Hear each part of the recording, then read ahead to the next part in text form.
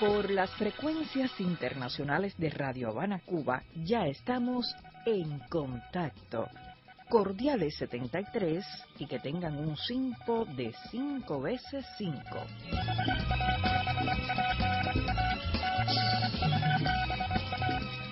Bienvenidos a En Contacto, el programa semanal de Radio Habana, Cuba, dedicado especialmente a radioescuchas de todas las gamas de frecuencias y también, por supuesto, a los radioaficionados que poseen equipos de transmisión y sus correspondientes licencias que los autorizan legalmente a operar en las bandas asignadas a los servicios de aficionados por los acuerdos internacionales vigentes.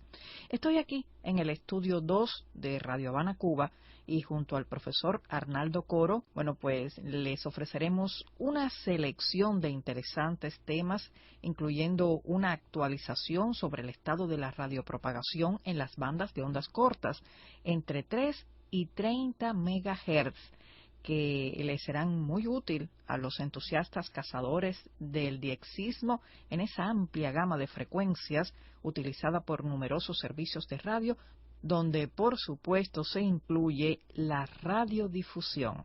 Sí, amiga Marta, aquí en el aire, entre otras frecuencias de ondas cortas, durante muchas horas al día, por la clásica, los 11.760 kHz, en la banda internacional de radiodifusión de los 25 metros de longitud de onda, la banda de 12 MHz, acerca de la que seguimos recibiendo excelentes reportes desde Estados Unidos de América, México y América Central, así como también de partes de América del Sur, cuando transmitimos nuestra popular radiorevista matutina Despertar con Cuba, con la conducción de la periodista Bárbara Betancourt y el equipo de redactores y reporteros de Radio Habana. En el menú del programa En Contacto vamos a ofrecerles muy variadas informaciones y hoy tenemos para ustedes, amigos, algo especial respondiendo a las solicitudes de muchos oyentes. Sí, vamos a ampliar una explicación acerca de un tipo de antena de banda ancha cuya construcción es perfectamente factible por los aficionados. De hecho, solamente contando con herramientas de mano típicas de las empleadas para el mantenimiento casero, se puede reproducir este diseño de antena cuya eficacia está más que probada. Sí, créanme que sí. De hecho, un gran número de usuarios profesionales del espectro de frecuencias entre 3 y 30 MHz están usando este tipo de antena de banda ancha para facilitar los cambios de frecuencias necesarios al variar la radiopropagación. Les diré que se trata de enfocar nuevamente sobre la antena DDITR, abreviatura de dipolo doblado inclinado con terminación resistiva, conocida en muchas publicaciones técnicas de radio por sus siglas en inglés TTFD, que quiere decir Tilted Terminated Folded Dipole, cuyo uso se ha ido extendiendo a escala mundial, pues se trata, en mi opinión, de la antena ideal para instalar en áreas urbanas, donde el ruido radioeléctrico prevaleciente, causado por los millones de dispositivos electrónicos que están funcionando hoy cada día más, hace difícil la recepción con antenas convencionales que puedan captar ruido. Su construcción es simple, pues se trata de un muy común dipolo doblado al que se le introduce una resistencia no inductiva en el lado justamente opuesto al punto de alimentación.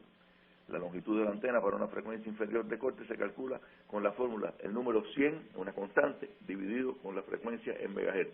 Por ejemplo, si queremos que el límite inferior de funcionamiento de la antena sea de 7 MHz, dividimos 100 entre 7, lo que es igual aproximadamente a 14,28, y a los efectos prácticos redondamos esta medida a 14 metros.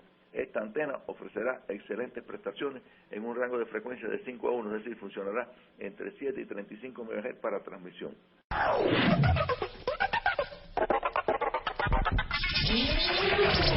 Y ahora, manteniendo en contacto, ya está aquí nuestra sección QSL en el aire, que hoy comienza precisamente dando QSL en el aire a nuestro fiel oyente, el amigo Claudio Galaz de Chile, que nos envía muy detallados reportes de recepción de dos frecuencias de Radio Habana, Cuba, la 17.750 kHz en la banda de los 16 metros en el horario matutino de Cuba, y la 11.840 kHz, la banda de 25 metros que transmitimos en los horarios de noche hacia América del Sur. Y más, también me dio una gran alegría volver a recibir reportes del amigo Claudio, porque confirmaron los buenos cálculos de las frecuencias óptimas de tráfico hacia América del Sur en ambos horarios. A Claudio le envío siempre un correo electrónico al momento de leer sus reportes. Y ahora les ratifico por esta vía mi QSL en el aire. Ahora otro QSL vía ondas hertzianas al radioaficionado cubano Enrique Carrera, operador de la estación CM2QW, Charlie Mike 2, Quebec Whisky, que nos reporta la recepción de En Contacto, así como nos puso al día sobre su nueva antena multibanda para el rango de frecuencia entre los 80 y los 10 metros, las bandas de radioaficionados más populares en las ondas cortas. Les estamos presentando En Contacto de Radio Habana, Cuba, y están escuchando la popular sección El Rincón de la Técnica en la voz del profesor Arnaldo Coro, que continúa describiendo la muy eficaz antena DDITR, especialmente diseñada para la recepción de las ondas cortas en la gama de frecuencias en las que operan la gran mayoría de las estaciones de radiodifusión, es decir, entre 3 y 26 MHz. Así mismo es.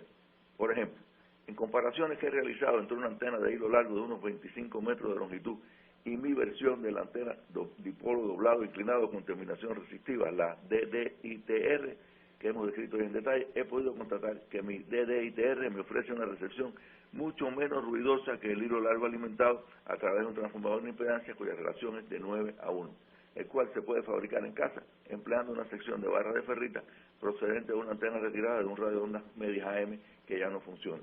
Aunque recientemente he construido estos transformadores de impedancia y simetrizadores, es decir, los llamados balun, con los que he obtenido buenos resultados y evito la posibilidad de saturación de los núcleos de ferrita al emplear enrollados al aire, núcleos de aire, y puede usarse para transmitir incluso con potencias superiores a los 100 a 150 watts. Mi DDITR, como quieran llamarla también, TTIFD, la he diseñado en 3 versiones, una de 25 metros de largo, otra de 14 metros que es muy práctica y una versión para monitorear las aperturas de las bandas entre 20 y 60 MHz, que naturalmente es mucho más corta porque tiene solamente 5 metros de largo. Esta se usa para monitorear las aperturas de la propagación transecuatorial, que por estos días me están reportando que se están produciendo buenas aperturas en la transecuatorial desde Argentina y Brasil y Uruguay y Chile hacia Cuba. La construcción de la resistencia no inductiva necesaria para estas antenas es fácil en el caso de que la antena se vaya a utilizar solo para recepción o con potencias de transmisión bajas, es decir, QRP, 5 watts en radiotelegrafía o 10 watts potencia máximo pico envolvente en banda lateral única. Utilizo unas resistencias de carbón no inductivas conectadas en agrupaciones paralelas. La resistencia total que se necesita en mi diseño de la DDITR, como les decía, es de entre 700 y 900 ohmios de resistencia.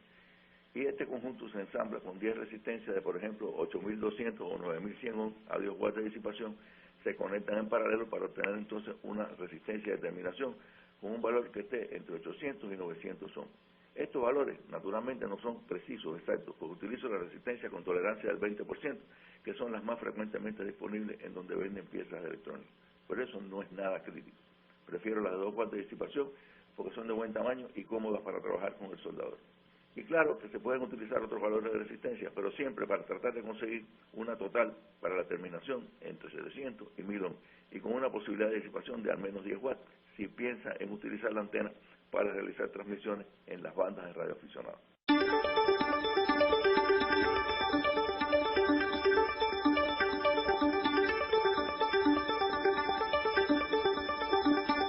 Y retomamos ahora el tema de las antenas, que ha sido tradicionalmente muy controversial, profesor Coro, sí, porque muy diferentes modelos de antenas de ondas cortas hay que escoger, y las que en una ubicación funcionan puede que en otras instalaciones no ofrezcan buenos resultados, ¿no es así? Por cierto, le daré ahora más datos de interés. Una antena tipo DDITR cubre una amplia gama de frecuencias. Por ejemplo, la DDITR de 25 metros de largo ofrece excelente recepción entre 4 MHz y 16 MHz, o sea, un rango de frecuencias comprobado de 4:1.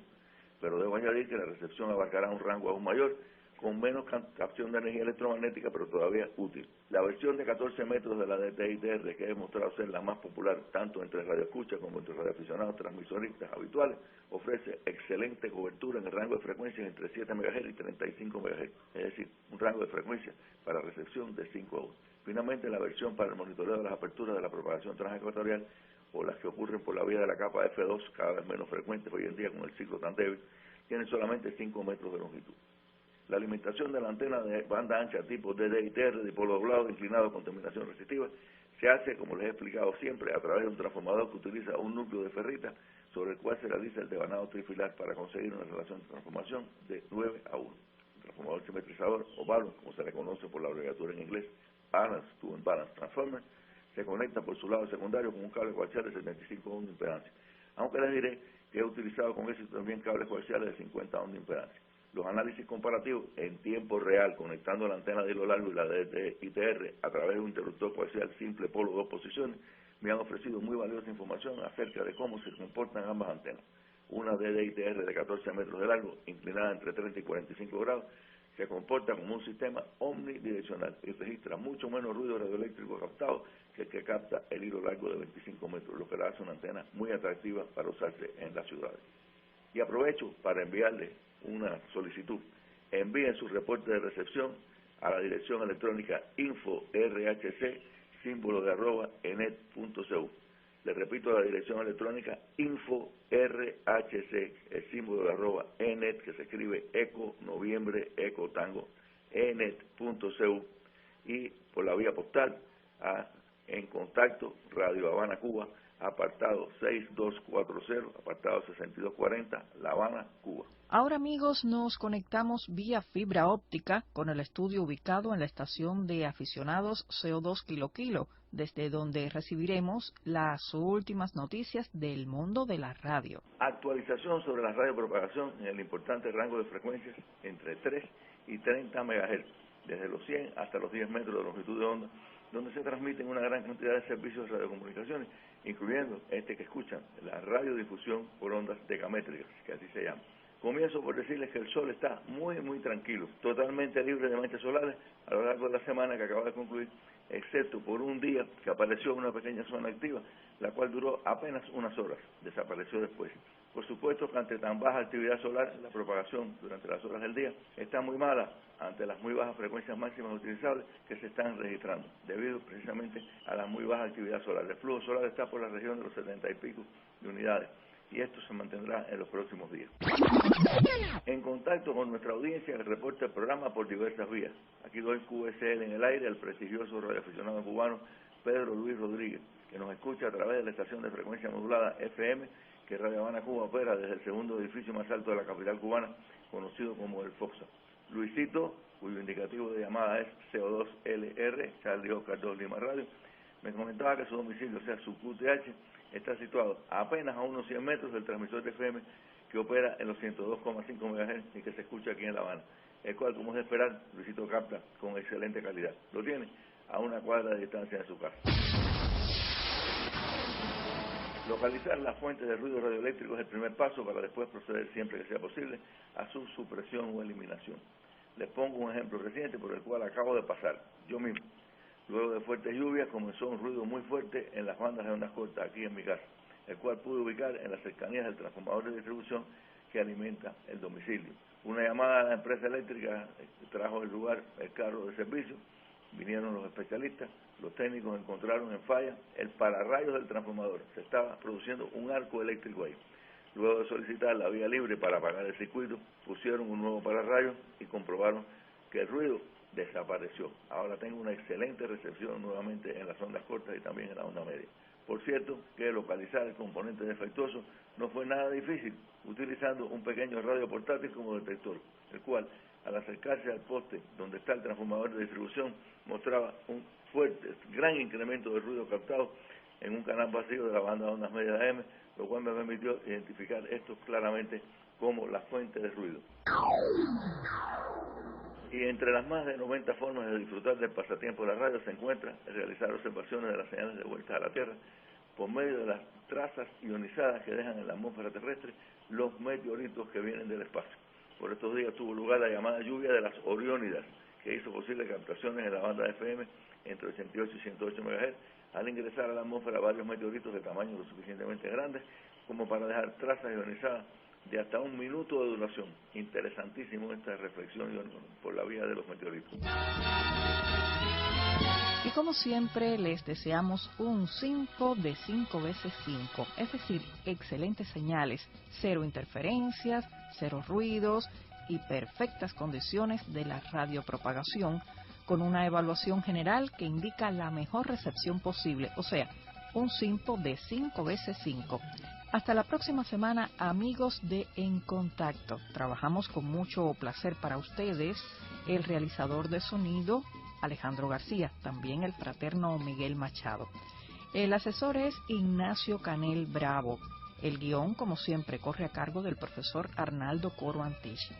La dirección es de Gaspar Diego Rivero y yo, su locutora y amiga, Marta Ríos. Hasta el próximo domingo.